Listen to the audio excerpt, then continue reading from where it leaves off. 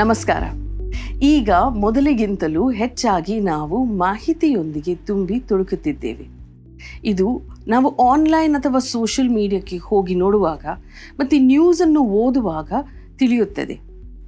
ಆದರೆ ನ್ಯೂಸ್ ಮತ್ತು ಬೇರೆ ಇನ್ಫಾರ್ಮೇಷನ್ ಮೀರಿ ಆನ್ಲೈನ್ನಲ್ಲಿ ನಾವು ಸುಳ್ಳು ಮಾಹಿತಿ, ಅತಿರೇಕವನ್ನು ಸಹ ಕಾಣುತ್ತೇವೆ.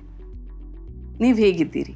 ನನ್ನ ಹೆಸರು ಫೇ ಡಿಸೋಜಾ, ಬೀಟ್ರೂಟ್ ನ್ಯೂಸ್ನ ಫೌಂಡರ್ ಮತ್ತು ಎಡಿಟರ್, ಫ್ಯಾಕ್ಟ್ ಶಾಲಾ ಅಂಬಾಸಿಡರ್ ಪ್ರೋಗ್ರಾಮ್ನ ರಾಯಭಾರಿಯಾಗಿದ್ದೀನಿ.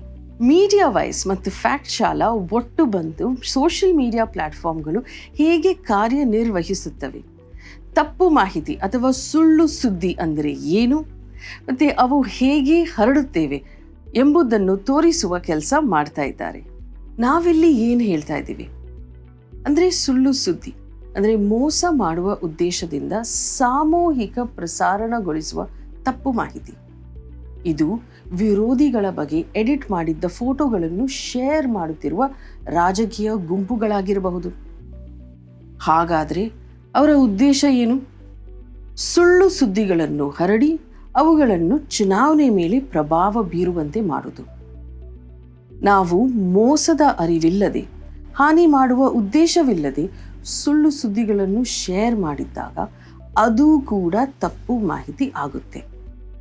ನಿಮ್ಮ ಸ್ನೇಹಿತರು ಕೋವಿಡ್-19 ವಾಸಿ ಮಾಡುವ ಮ್ಯಾಜಿಕ್ ಚಿಕಿತ್ಸೆಯ ಕುರಿತು ಒಂದು ಆರ್ಟಿಕಲನ್ನು ಸಹಾಯ ಮಾಡುವ ಬಯಸುತ್ತಾ ಶೇರ್ ಮಾಡ್ತಾರೆ.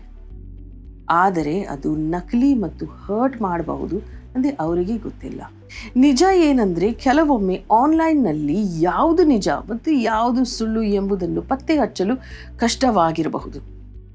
ತಪ್ಪು ಮಾಹಿತಿಗಳು ಸಾಮಾನ್ಯವಾಗಿ ಅರ್ಧ ಸತ್ಯವಾಗಿರುತ್ತದೆ. ಹೀಗಾಗಿ ಟ್ರ್ಯಾಪ್ಗೆ ಬೀಳೋದು ಸುಲಭ.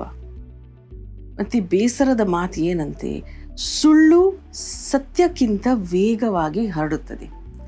ಮ್ಯಾಸಚ್ಯೂಸೆಟ್ಸ್ ಇನ್ಸ್ಟಿಟ್ಯೂಟ್ ಆಫ್ ಟೆಕ್ನಾಲಜಿಯ ಸಂಶೋಧಕರು ಎಕ್ಸ್ ಅಂದರೆ ಟ್ವಿಟರ್ನ ಮೇಲೆ ಮಾಡಿದ್ದ ಅಧ್ಯಯನದಲ್ಲಿ ಸುಳ್ಳು ಸುದ್ದಿಗಳು ಸತ್ಯಕ್ಕಿಂತ 70% ವೇಗವಾಗಿ ರೀಟ್ವೀಟ್ ಆಗುವುದೆಂದು ಕಂಡುಬಂದಿದೆ. ಅದಕ್ಕಾಗಿಯೇ ತಪ್ಪು ಮಾಹಿತಿಗಳು ಗಂಭೀರ ಪರಿಣಾಮಗಳನ್ನು ಉಂಟು ಮಾಡಬಹುದೆಂದು ಹೇಳುವುದು. ಅದೇ ಕಾರಣಕ್ಕೆ ಸುಳ್ಳುಗಿಂತ ಸತ್ಯವನ್ನು ಬೇರೆಪಡಿಸುವುದು ಮುಖ್ಯವಾಗಿದೆ. ತಪ್ಪು ಮಾಹಿತಿಗಳು ನಾವು ಹೇಗೆ ವೋಟ್ ಮಾಡ್ತೀವಿ, ನಾವು ಇತರರನ್ನು ಹೇಗೆ ಟ್ರೀಟ್ ಮಾಡ್ತೀವಿ ಎಂಬುದರ ಮೇಲೆ ಪ್ರಭಾವ ಬೀರಬಹುದು.